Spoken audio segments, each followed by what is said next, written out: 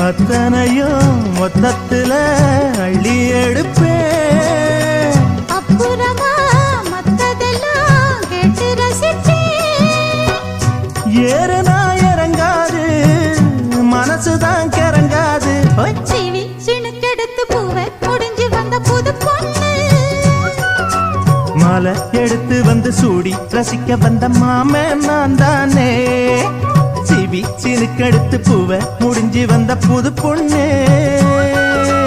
மாலை எடுத்து வந்து சூடி ரசிக்க வந்த மாமன் நீதானே.